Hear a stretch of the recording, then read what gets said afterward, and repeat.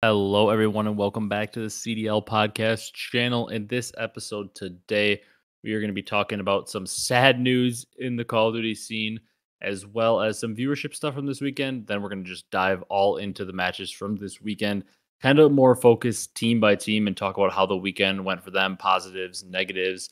Then we're going to wrap it up with what teams should be making roster changes, maybe who they should be looking at, what teams should maybe hold pat that are kind of in that realm of making changes, and just go from there. If you guys enjoy this one, be sure to leave a like, comment, and subscribe on YouTube. Drop a follow, drop a 5-star review on the audio platforms. And without further ado, let's get right into this one. Brock, how you doing today? Doing pretty good. Fine Monday. Just after good Call of Duty matches we watched this weekend. Good outcomes overall. Like you said, some sad news we're about to talk into now. Yeah. So the first thing before we jump into, obviously you guys all know most of this podcast will be focused on the major and talking the outlook for teams following the major. But I figure we might as well cover some of the other random news in the Call of Duty scene first. Get that done with rather than save it for the end. First thing we got to talk about: Doug Sensor Martin officially retired from competitive Call of Duty. I feel like I've said that sentence like at least 4 times before. But apparently he is officially retired. Posted a little bit longer, like 12 something minute YouTube video, just kind of talking about why he's retiring and what he's going into.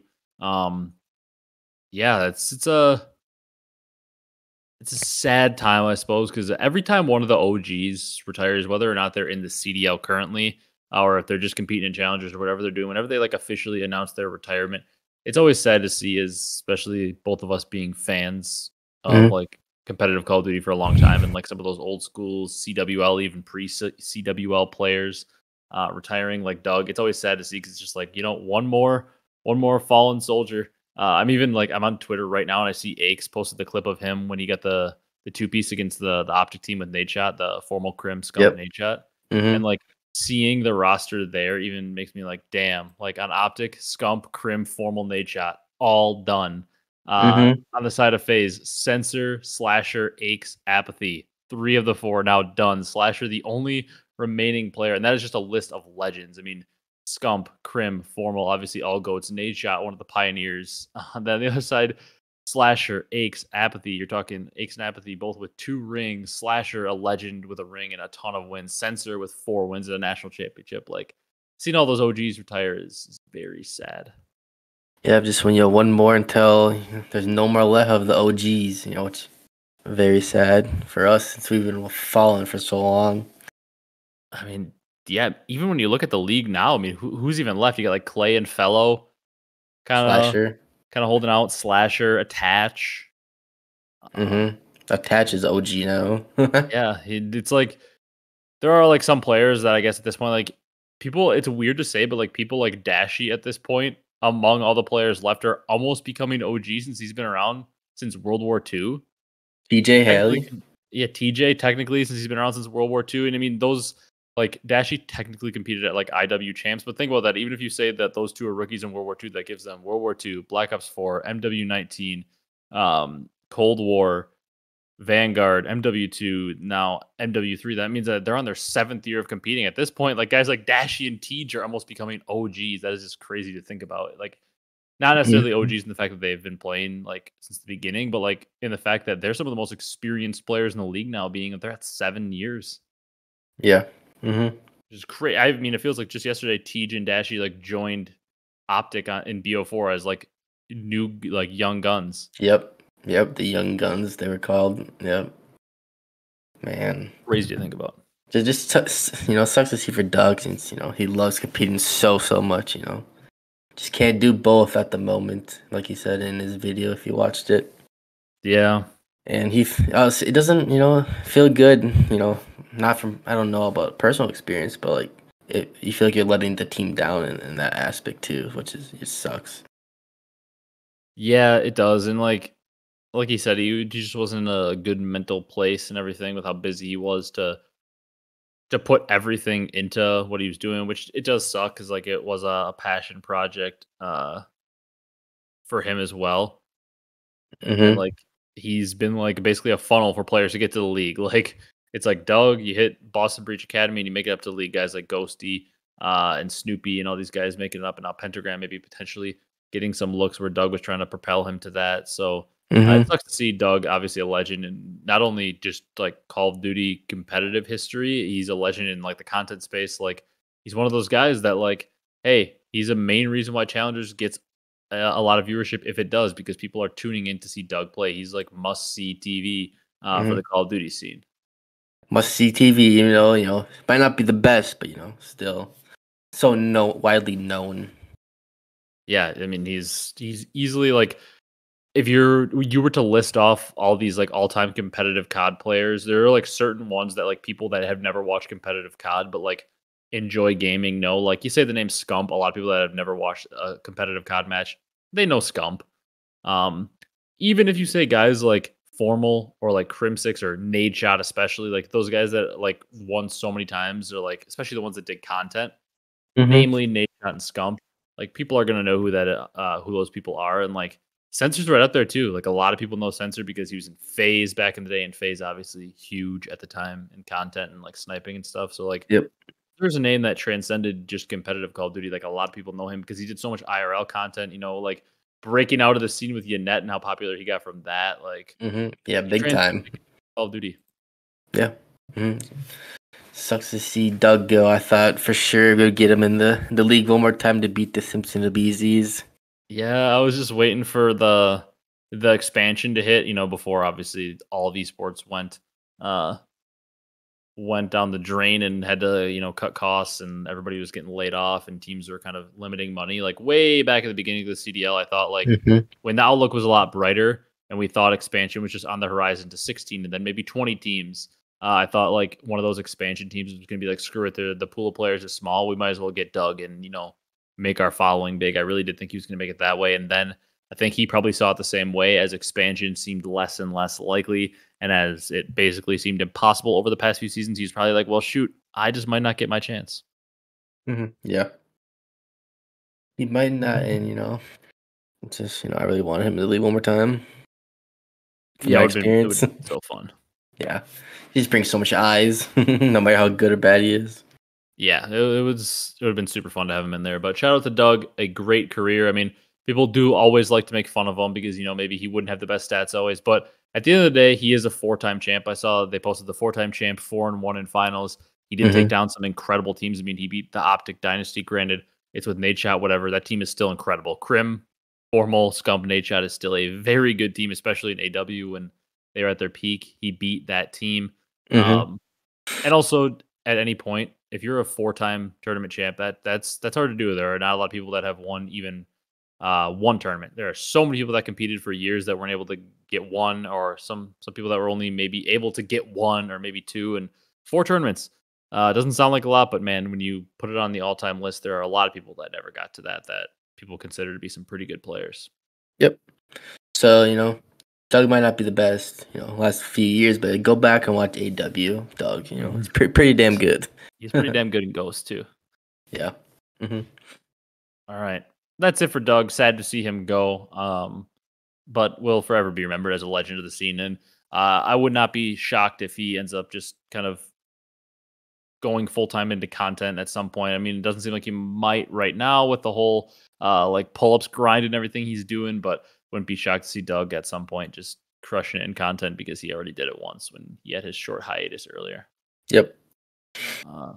Then talking viewership at the major, last thing I want to talk about before we jump into kind of like talking about each team's outlook post major one. The viewership was really good, actually. It peaked this weekend. I'm not sure if these numbers were including watch parties or if it was just the mainstream, but the major viewership peaked at 245,000 this event. And that was obviously, as you'd expect, during the OpTic Faze match. Yep. Nobody shocked by that. 4 of the top 5 were OpTic matches. The first one was the day 3, the winners round 2.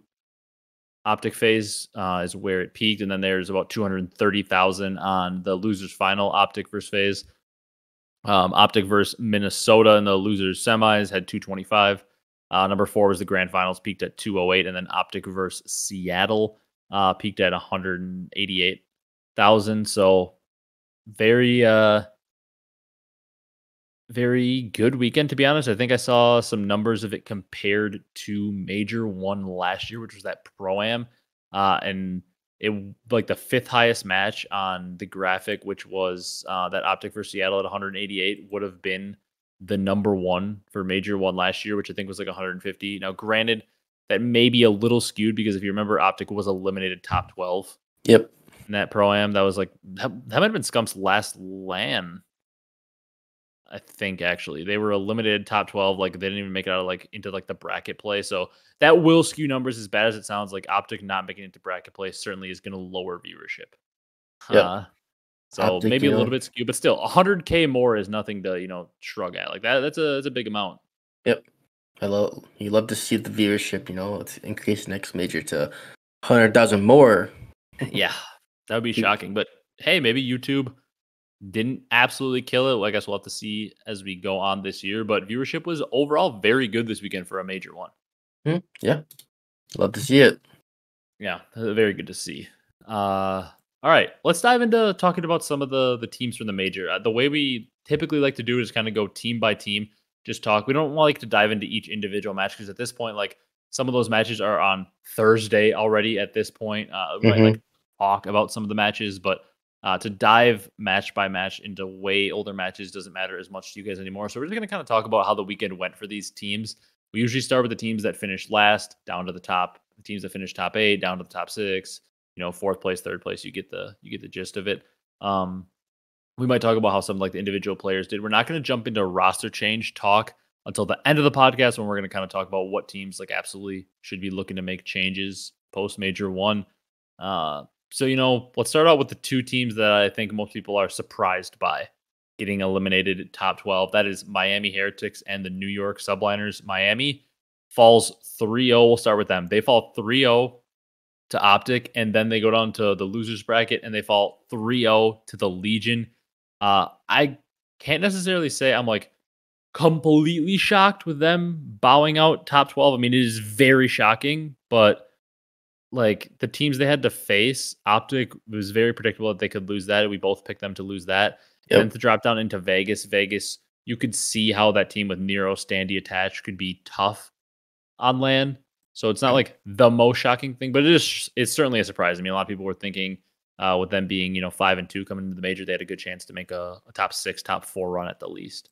Yeah, I definitely thought like you said, kind of figured OpTic would beat them at the LAN part for me, and I didn't think they were gonna get 3-0'd by the Vegas Legion. That's for sure.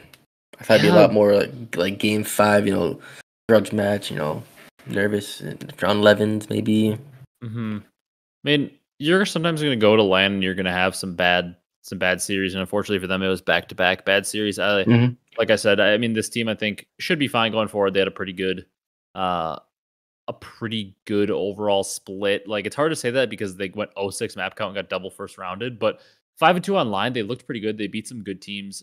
Journey struggled bad this weekend. I mean, they got the concerning thing, I guess, about their losses for me is like OpTic completely outclassed them. I mean, everybody on OpTic ride them. It was not a close series. And then if you go to their match on Friday when they lost to Legion, I already know everybody probably knows what I'm about to say, but they had a player, Purge, go 24-52 and drop a 0.46 with the least damage in the lobby against them. And they won. And that was maybe in part because Journey on their side dropped a 0.57. Journey overall had a 0.64 and a 0.57 in the 2 series. He was really horrendous this weekend. But it's concerning because Purge was basically like, he had some impactful plays. He had a really nice clutch in the search and destroy, and he did have one nice play in the control to close it out. But I mean, overall, like Purge, he was 12-30 in the control. He was 3-7 in the search. He was 9-15 in the hard point. Like he was just doing nothing out there. They were like playing basically man down, and they still beat you 3-0 pretty handily. Yeah, it's a little concerning. Yeah. But this team, they're not gonna, just shake it off, come back next major. Yeah, I kind of feel the same way, but I would say like if we're comparing them now, let's move to our next team, comparing them to Subliners who got double first rounded. They also, I mean, were only able to win one map on the weekend. They got 3-0'd by the Minnesota Rocker, and then they were 3-1'd by Carolina. I will say I'm a little bit less concerned with subliners because of the overall pedigree of the team, seeing that they're the defending world champions, essentially Mhm. the same roster almost. So I'm more concerned with Miami just because like I trust the subliners team with the players they have to bounce back more than Miami. But subliners still very concerning here. They end up losing to Minnesota, which maybe doesn't look as bad now because Minnesota, as we see from the weekend, actually ended up having a very good run. Mhm. Uh, Yeah, great run. but I mean, do you want to be the one to say it? Why we're concerned with New York, if there is any concern to be had here? Um, they lost their glue player Yep. in Priesta. It's Yep. a little concerning because Priesta and Sib, two different players. Yeah, and Sib on the weekend went 70 and 72 in the series against Carolina, and he went uh 59 and 71 in the Mhm. series against Minnesota. And what did you bring in Sib to do? Uh Sib Kill was brought in to more. slay. Slay. Slay a lot more and get like 1.2s, not what he had. Yeah, and Hydra was also around a 1 uh on the tournament overall, which for Hydra is obviously not to his standards. I mean, Hydra is like a walking 1.2, and here's the thing about these players. I have absolutely zero concerns about Hydra hitting form. I mean, Hydra is talent. I mean, you can still see it this year, even though he didn't maybe have the best event to his standards. Mhm. It's hard to put up big numbers when you get like a 1 in 6 map count on the tournament. It's hard for anybody in your team to probably put up any good numbers because you're barely winning maps. But I have zero concerns Hydra will be able to turn it up. Like you said, though, they lost Priesta. That is, we talked about in the offseason. Sib, 1 for 1. If you're looking at raw skill, I would probably take Sib over Priest. I think Sib's raw skill Yep. may be better, but this team didn't need a Slayer. Skies can slay with the best of them as a main AR. Obviously, we know Hydra's pedigree, and Kismet, for the role he plays, gets a lot of kills. He plays a very aggressive entry, objective, like heavy play style, and still gets a lot of kills with it.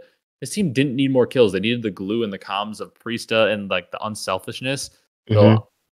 it'll be interesting to see who else can step up and help Kismet in that unselfish category. If Sib can maybe mold his playstyle, because if Sib can mold his playstyle into more of a glue guy, he would be an excellent glue guy because his talent is off the charts. Yep. But they're missing Priesta right now. They're definitely missing him. Something's gonna give. Gotta give, and I think it's gonna be more towards guys at this point. If they're gonna have Sib just do what he normally does, like he did on Seattle. Yeah, I agree. I think it's gonna come down to Skies trying to, play more objective, play a little bit more for the team because it's interesting though. The big thing for me is I think they'll be fine. I think they'll bounce back. I would not be shocked if all of a sudden we see New York finding themselves on a Sunday again, top 3 or something. Mhm. But it's concerning because they lost their glue guy and they instantly were barely able to win a map at the tournament following winning 3 of the 6 events last year, including a ring. Yep. Not worried, but a little concerning, to say the least. Yeah. Then our other 2 teams, kind of in different spots, I guess. Our other 2 teams that bounced out top 12. Boston Breach are in an interesting spot because they're a team. They had a terrible online split. They struggled to win many matches. Oddly enough, they are the only team to beat Toronto Ultra. As weird as that Is. seems, because how Mhm. good Toronto looked this weekend. Boston did beat them online. They're maybe a little bit less concerning in terms of like maybe they don't need to make a change because I still like feel okay about their roster and like their individual players, but we'll talk about them more later. The team that I think we can really save for later when we talk about roster changes is LA Thieves. I mean, they get beat by LAG, which at this point, LAG we say it every time, but They LAG own owns them. the Thieves. They own the Thieves. Yep.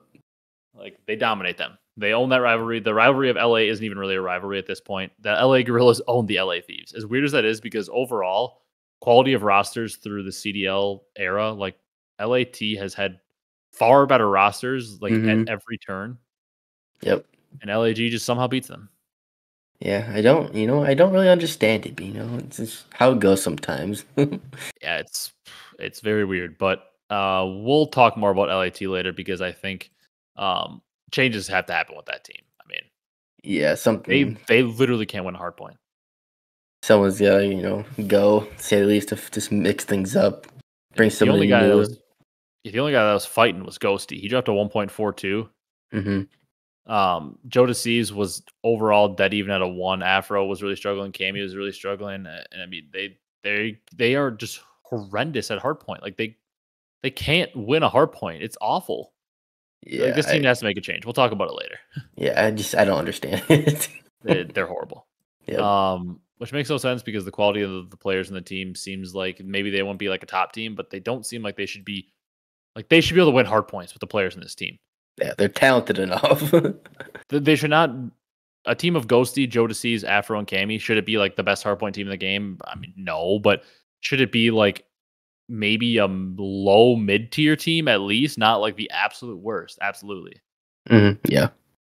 All right, let's go to our top 8 teams though. One of our teams that bowed out top 8, Vegas Legion. They 3-0'd the Miami Heretics, which is impressive, and then lost in a map 5 to the LA Gorillas, who ended up impressing us a little bit this weekend. Like, the LA Gorillas were not bad. So thoughts on them? Not really. Not really too worried. Maybe a little worried about Purge and his struggles.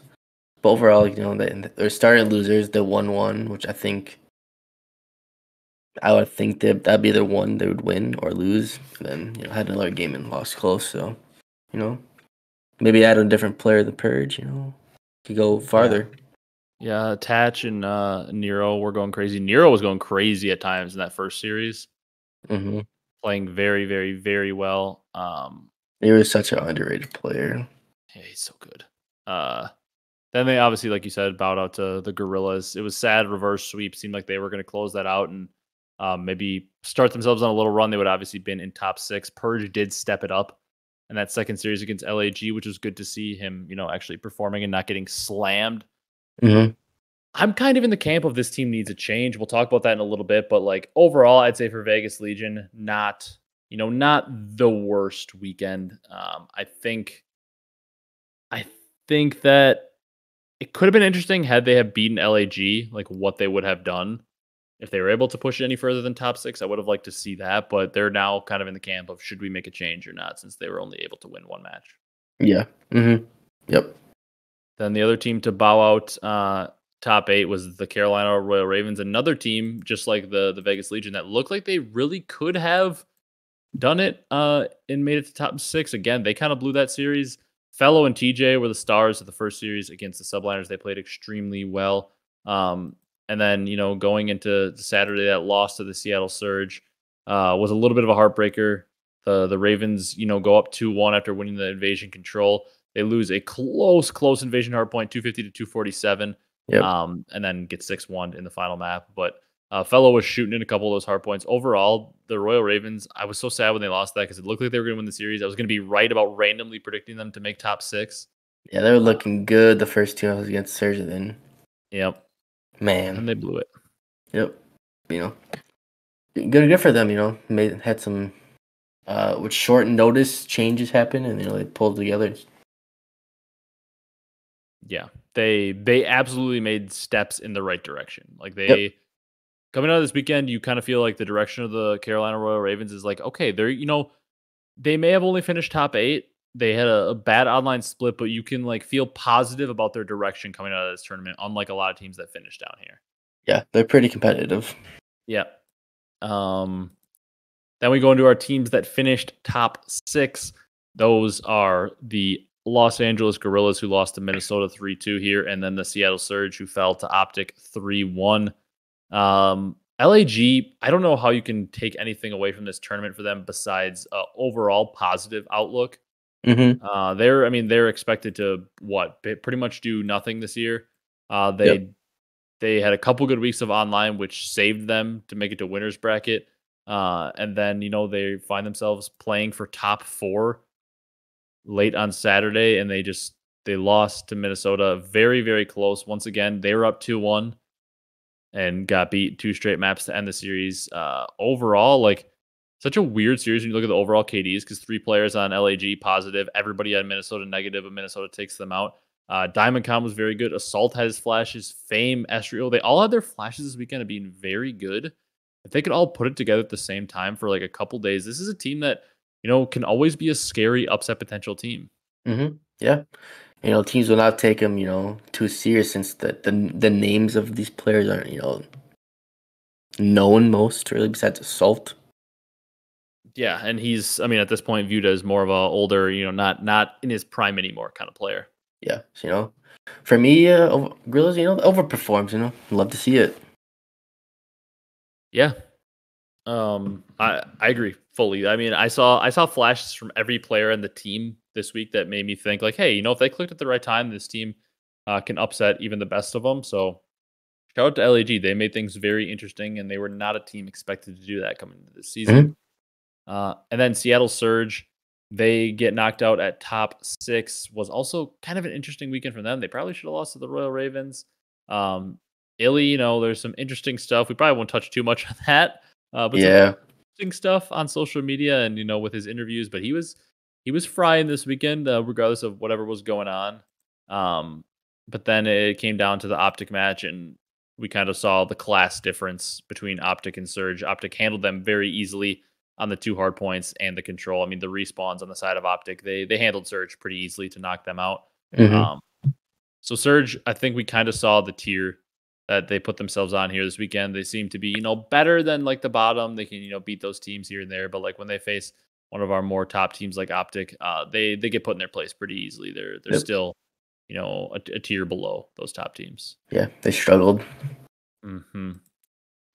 Then we go to our 4th place team. That is the Minnesota Rocker. Once again, for this team, I don't know how you can take anything but pretty much positives out from the weekend for them.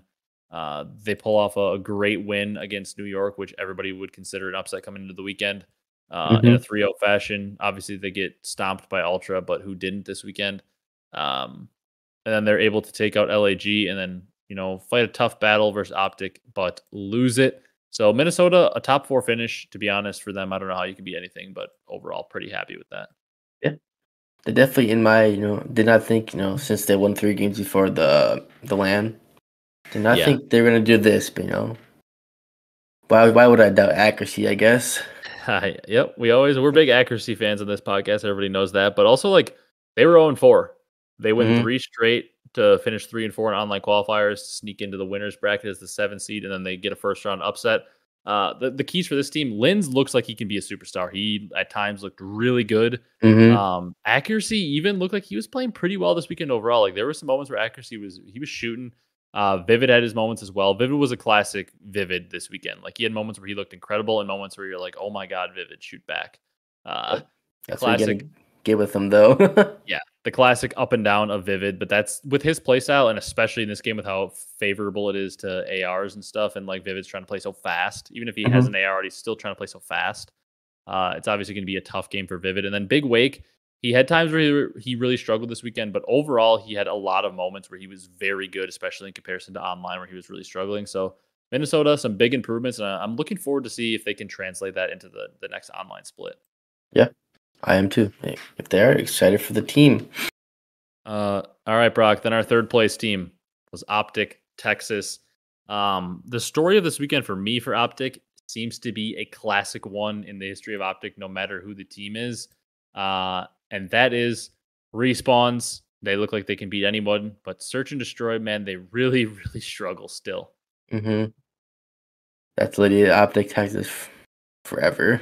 Yeah, pre OpTic Texas, pre CWL, even as long as I can remember, OpTic is always with the Dynasty. It's like they could win respawns like nobody's business, but man, get them in a search and destroy, and they really struggled. Yep.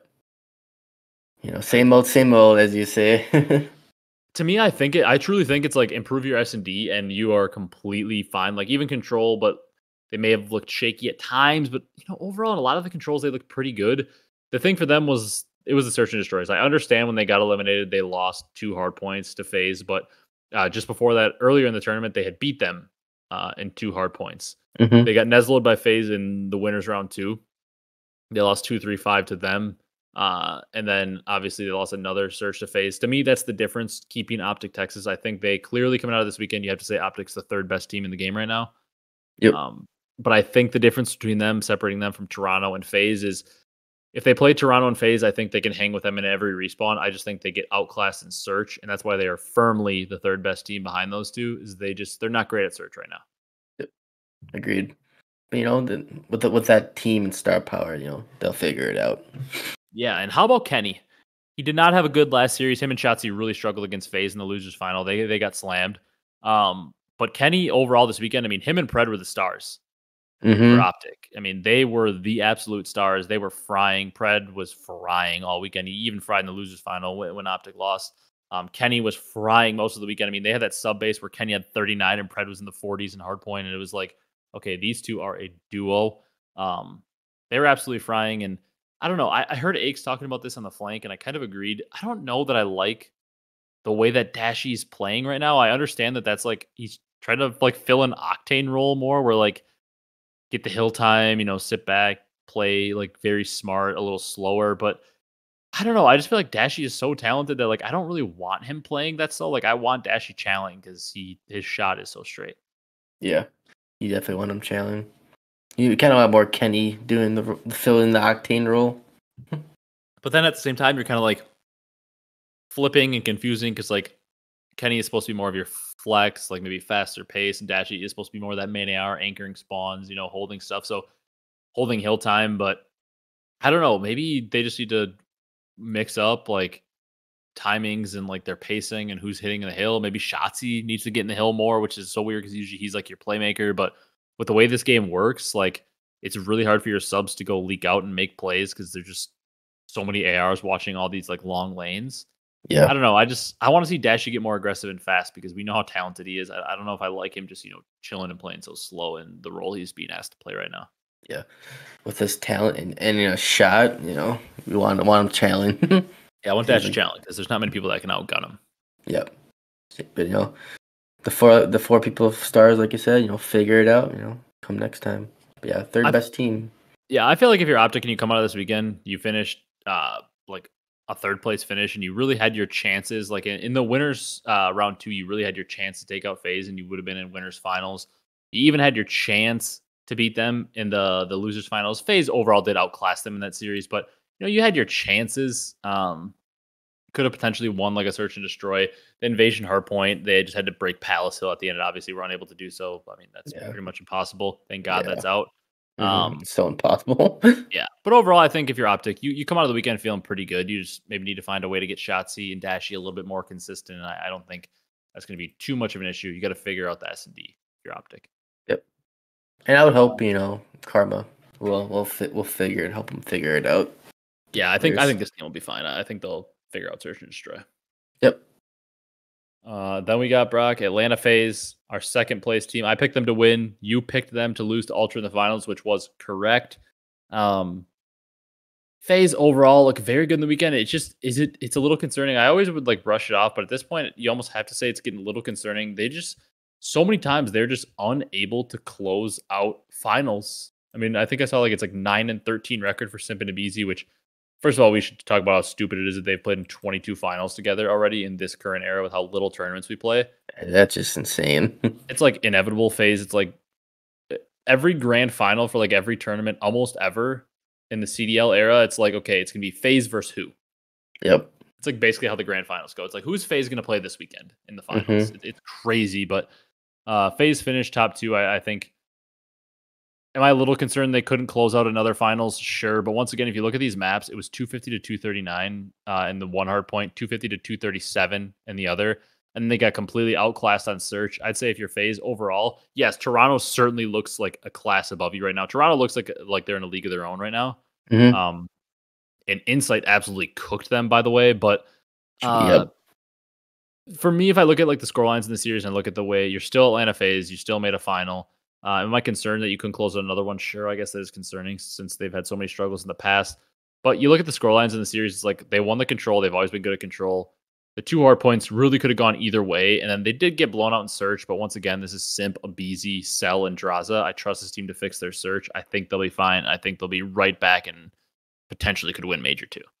Yep. It's like the little moments, where they don't get the kill, which causes them to lose by so little. Yep, it's like the clutch moments almost. At the end of the day, like you can acknowledge that like Toronto is a class of their own while still saying that like FaZe is an incredible team. And also like Abezy's really struggling right now because it's really hard for these fast-paced SMGs to like find their footing on the map. And I think Abezy will be able to figure it out. Yeah. Once he figures out this team, we go back to being the scary team that they were. Yeah.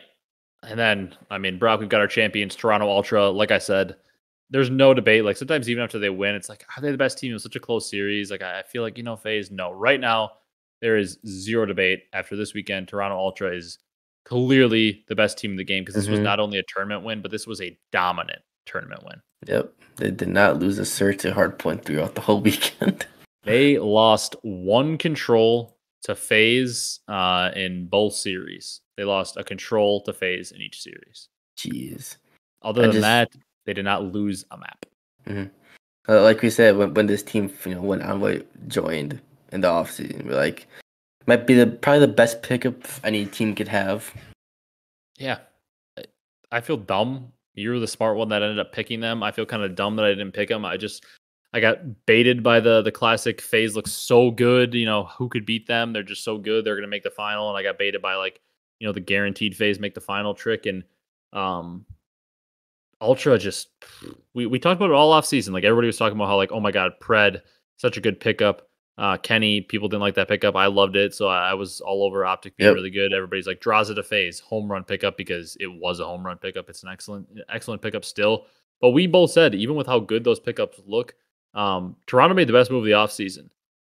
I mean, they kept their stud Maniar in Insight. They kept their superstar MVP player in Scrappy. They kept really hot and cold, but super high ceiling SMG and Kleenex. And then they basically took Hecz, who was a really good objective player and did a lot of really important things for the team, but would, consistently drop a 0.8, 0.9, and they upgrade him to, a player like Envoy, who could do exactly everything Hecz does, but at a 1.0 or 1.1 fashion. So basically, he's Hecz with slaying. Yep. Man, this team is just incredible and just, tough. Gonna be tough to beat down the road if they keep this up, which I think they will. I'm interested to see if they can keep it up. Do I think they will? Absolutely. There's no reason to believe they won't. They went 10-1 series count, and once again, their only loss was an online loss to Boston. How that just seems so weird because Boston ended up overall playing so horrible in the first split. The only thing I'm interested is a lot of times we see the teams that win the first major end up kind of slowing down big time. They were just way ahead. However, this team is one of the more talented teams I can remember winning the first major in quite some time. They're very good. So I'll be interested to see if they can keep this up because man, this team is, like we said before the season, this is one of the most perfectly made teams on paper. You've got your fast SMG who can really slay out in Kleenex. You've got your more methodical objective SMG that will just do all the dirty work in Envoy. You've got your superstar in Scrap, and then you've got just such a steady, slower main AR that's just gonna, do all the dirty work in terms of getting spawns, holding headies, and just playing slow, not caring about his stats. The pacing of this team, their S&D, the way they played hardpoint was just so they just played so together. Every time somebody was trading it right away, people weren't getting untraded kills on them. Everything, just the teamwork looked incredible. This team is the real deal right now. Yep, I love to see it. Very good team. One of the better teams I can remember in quite some time in terms of just watching their teamwork seems so smooth. And I mean, like we said, not dropping a single hardpoint or S&D in a tournament that's very hard to do, to not just slip up one time, especially because they were playing a hot Minnesota team. They had to play a good Faze team twice. They had some tough matchups this weekend, and they just still, said screw it, come out. We're not going to lose a single hardpoint or search, and against a team like Seattle too. In the first series they played, some people thought Seattle with the players in their roster could form an upset, but Toronto just went, nope, we're not going to lose a map. Besides a couple controls. Yep. Shout out Insight for the grand finals. You're dropping 1.42. Yeah, he was frying. People call him the best European, or not best European player of all time, because I think that title has to belong to Hydra right now, the only EU player with a ring. People call him the best UK player, which they're saying a lot of comparisons. Insight is definitely up there. It's hard to argue against him. He's certainly up there. We'd have to do a little bit more of a dive into to really see who competes, but he's definitely up there. Obviously, European, that title is pretty much going to be solely held by Hydra without a debate until another EU player wins a ring. But for UK players, Insight is certainly, if not number one, he's right up there. Probably number one though. Yep, agreed. All right. Last thing we want to talk about: what teams just they've got to make roster changes, Brock. Like, what teams are you have to make roster changes? What teams are you looking at? Where you're like, I think they should have the phone ready, but like maybe give it a couple more matches. Uh, we can start really quick and just like say, what teams are safe. Obviously, Toronto, Faze, OpTic, Minnesota, Subliners.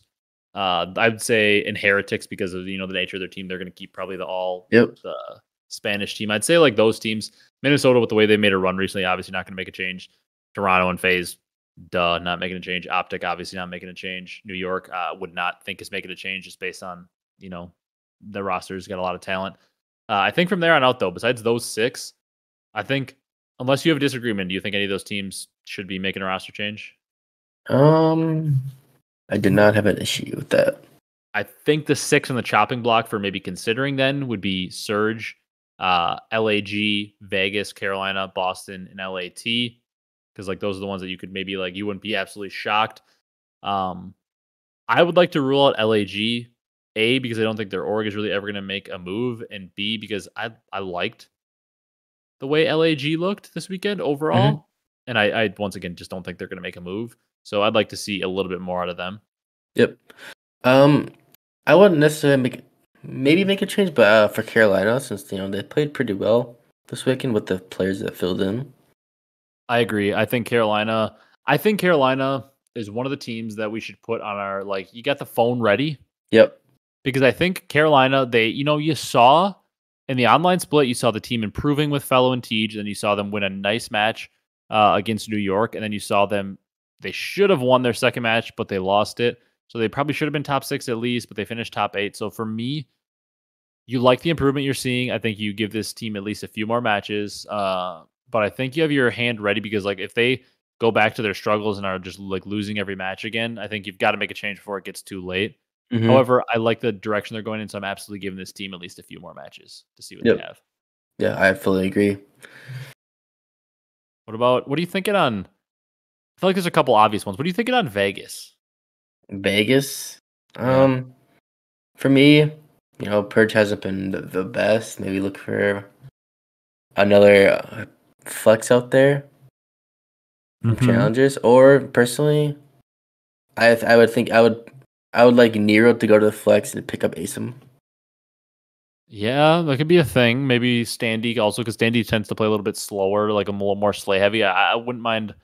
I mean, at this point in this game, you're running 3 to even 4 ARs on most maps, anyways. So it's not really like a 2 SMG split. Yeah. But Asim isn't a bad call out, especially a little bit of chemistry with attached there, just being in that same circle of players. I wouldn't mind that. I also wouldn't mind them picking up like a Kremp who's playing more of like a flex role in a way on that Faze Black team. I mean, that Faze Black team is going to be like the team to do it.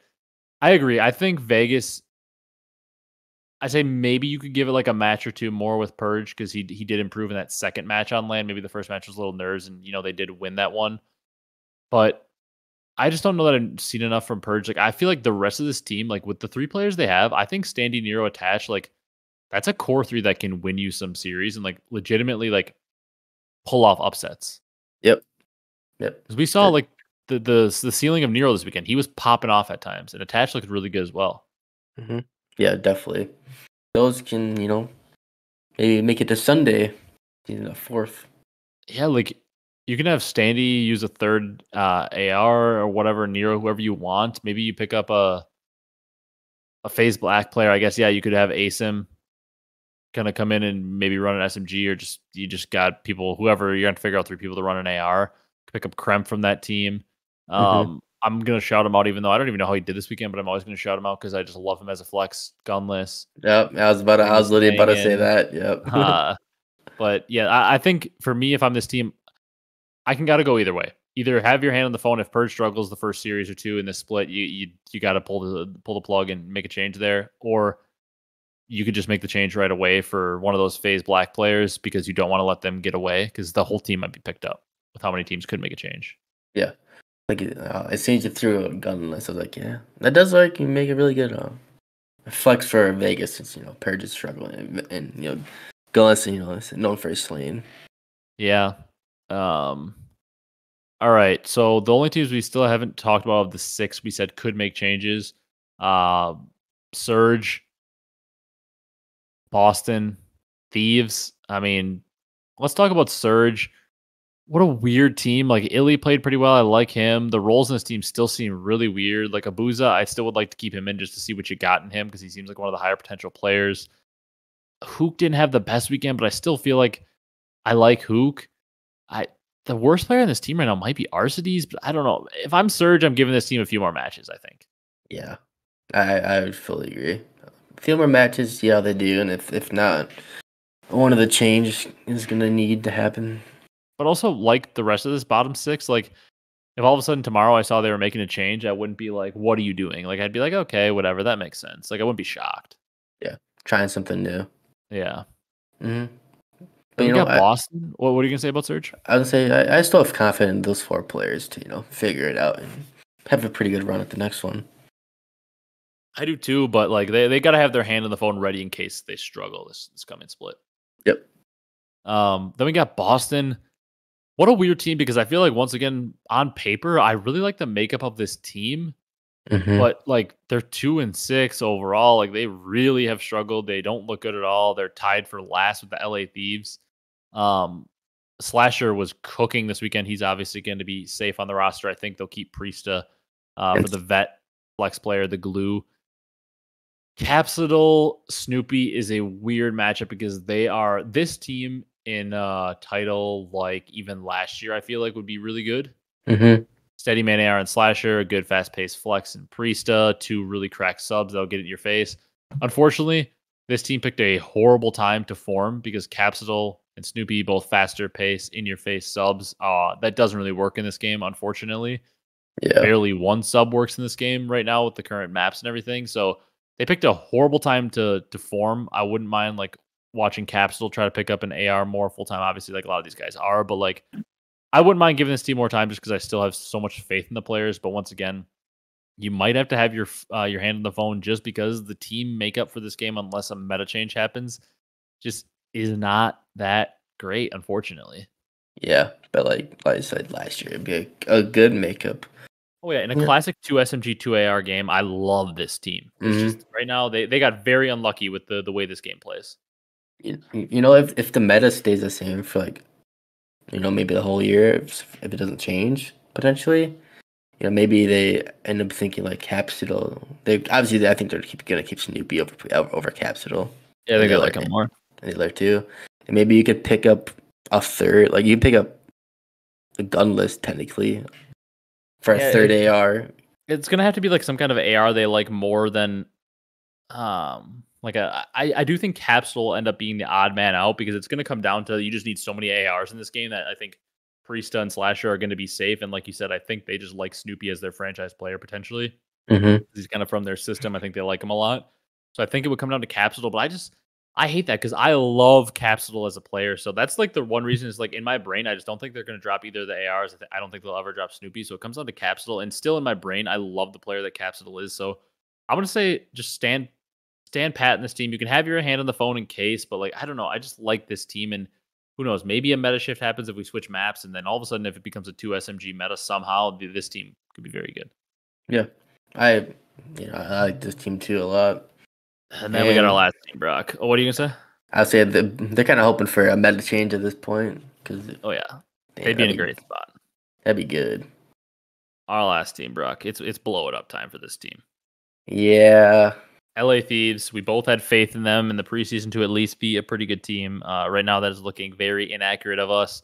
To me, there's one safe player. That's Ghosty. He looked very good this weekend. I do think he's a young player that people do think is very talented, so he'd be a good piece to keep on board. But nobody's safe. Afro could absolutely be on the chopping block. Joe Thieves could also. Cammy also. If I'm this team, I'm like the Faze Black team is obviously the candidate for everyone.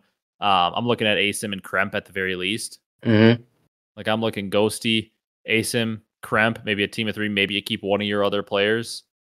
Something's got to give. Yeah, maybe you keep Cammy. Maybe you think Joe Thieves or Afro can fill in like more of a full-time AR role. Let Asim run a sub. Like something's got to give here. People have to be dropped because this team, like They just can't win at hardpoint. And once again, it seems like the talent's there, but like Ghosty is probably the only safe player. All the other 3 players could be on the chopping block for me here. Yeah, I fully agree. It just But kind of, like you what were you said, gonna say? it's hard to like real hard to pick who like to drop and stuff because all these players have the potential. They do, but like, and I know you don't want to be dropping AR players because with how AR heavy this game is, but like Cammy, it's been like so many years of us asking for him to get back to form. Mm-hmm. He just doesn't. That like, is it time to drop Cammy? But that's also a hard person to drop because like AR players are at a premium this year now with it being such an AR heavy game. Yeah. You want to see the talent from Afro show up like you've seen in the past, but he's looked rough. The whole team, apart from Ghosty this weekend, like Ghosty this weekend was really good, but overall, every other series, everything else, the whole team just looks rough. Yeah. So yeah, probably make a change, have a phone call, waiting, something. Maybe the coaches, go over the what's actually wrong and all the stuff. Yeah, but also like, well, the weird thing is like, with the, I don't think this is a team that's just gonna sit stagnant because I do think they really care about winning. But like at the same time, the whole money thing, Mm-hmm. uh, with them this offseason, who knows? Maybe they're not looking to make too many moves right away because they were trying to save money. So who knows? Yeah, definitely. Yeah, Just it'll be interesting. yeah, we'll have to wait and see. Yeah, yeah.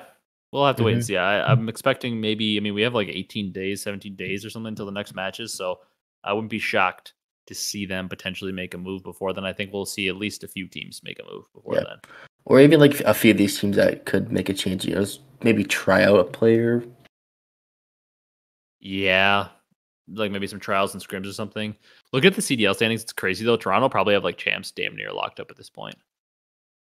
Yeah, they have 160 points. Yeah, them and Faze, just because we know that those two are going to win plenty more series the rest of the year. Those two are basically like, unless like somehow they're like the world ends, those teams are like basically locked for champs. Which we already knew those 2 teams were going to make champs, obviously, but like they're pretty much actually like legit locks at this point. Like I bet you when we come down to the end of the season, 160 points is going to be pretty close to the cutoff point. Like 160 points might make it to champs, or at least be like somewhat close. We'll have to go back at the end of the year and see like what the 8 seed makes us. I bet you 160 will be pretty close to making it. Yeah, so literally yeah. But one more good tournament for those two, and they're basically locked up. Oh yeah, and they might even be locked up now. Yeah, that's just crazy to think about. Yeah. That's what happens when give them more points in land. Play good on land. Yeah, and I mean Toronto basically won everything on line as well. Yeah. That's pretty much all we had for today, though, Brock. We wanted to talk those teams. Pretty long episode today. You got anything else before we wrap it up? Not really. Just sad again to see Doug Mm. officially retire. Maybe come back in a couple years. He did say, maybe I'll play again. At one point in that video, and I was like, that's the Doug I know. Yeah, he not officially hanging up, but there's still a chance. Yeah. Yeah, that is very sad, but that's gonna do it for this one. If you guys enjoyed, be sure to leave a like, comment, and subscribe on YouTube. Drop a follow, drop a 5-star review if you're listening on the audio platforms. Hope you guys enjoyed the major this weekend. Brock, we don't really like score the brackets, but Brock definitely won the bracket challenge this weekend over me because we both had the correct teams in finals. To be honest, it wasn't that hard of a prediction. Pretty much everybody saw Faze and Toronto making it through, but Brock was the one that predicted it correctly and picked Toronto to win it. So I'm sure. I bet you Faze was probably the most common pick this weekend. I bet you Toronto was probably 2. But you never know. OpTic, I guess, could have been 1 because there's just so many OpTic fans probably picking OpTic. Yeah. I was like, how many points did you end up getting? It wasn't that great. It was like 19 because I had like a lot of teams like a Minnesota run kind of killed me. The New York losing so early kind of killed me because I had New York making it to winners finals. Yeah. I had like Toronto. I had them beating Toronto in winners 2, but then I had Toronto like making the run all the way to finals from there. So New York losing right away killed me because I had them in winners finals. Yeah. I had 27 overall points, but almost predicted the Gorland for the grand finals as well. Almost. You get a 4-2, right? Yeah, 4-2. Ended up being a 4-1. Yeah. Yeah. Crazy weekend. Well, now you've got the pressure now to continue and potentially get every major winner correct. I'm already done. I picked Faze. I'm done for the year getting every major winner correct. So you're alive. You got 3 Yep. more majors and champs to go. We'll see if you can complete that. Yeah. We'll see. Let me cook up something else. All right. That's going to do it for this one, though. Like we said, we appreciate you guys for all the support. We will see you next week. Not 100% sure what we're going to do because next week there are no matches to predict. So we might hit you back with a potential player tier list because we like to do that, following majors. So maybe that's what we'll be looking at next week. But we'll figure that out and we'll get back to you. So thank you guys so much for watching, and we will see you in the next one.